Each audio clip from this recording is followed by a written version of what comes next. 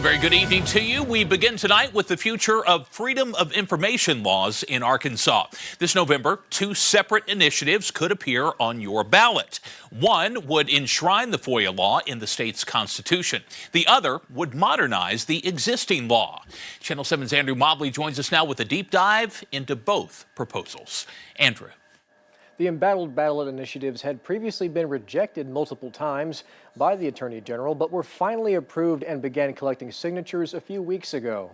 At last year's special session, the governor pushed a bill to place restrictions on the state's Freedom of Information Law, FOIA, a move met with overwhelming bipartisan opposition. A group called Arkansas Citizens for Transparency then formed to protect the state's freedom of information with both a proposed constitutional amendment and an expansion of the existing FOIA law. It guarantees that if someone sues a government entity and wins, that they will continue, as the law currently says, be able to collect their attorney's fees only in those cases that they win. It provides extra privacy protections for Arkansans whose private information is caught up in government records. It clarifies the definition of a public meeting.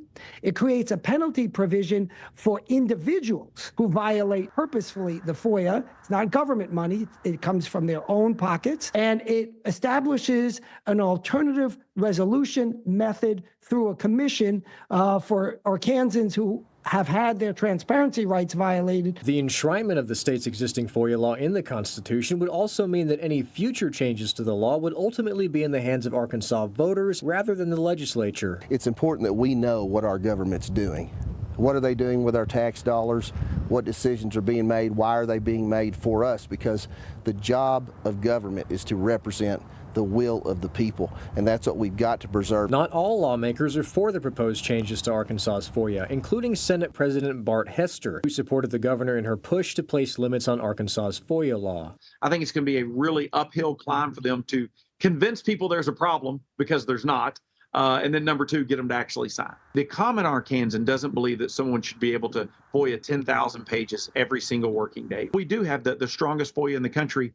We do not think it should be abused. Hester and others argue that the proposed changes go too far, placing an undue burden on the state and unfairly favoring those submitting FOIA requests, particularly with regard to FOIA lawsuits against the state. I think the people of Arkansas understand that if we're being sued, we ought to be able to have our plans and the information private until it's during court, just like the plaintiff side. Both sides argue the other is advocating for big government. Every time they meet, they talk about a bigger government that can do more for them and serve them. And, like, as a conservative Republican, I just reject that. The folks that have been advocating against this Disclosure Act and the Disclosure Amendment are seeking to defend big government. That's not the Republican Party that I know. Ultimately, the future of the state's freedom of information is in your hands as an Arkansas voter.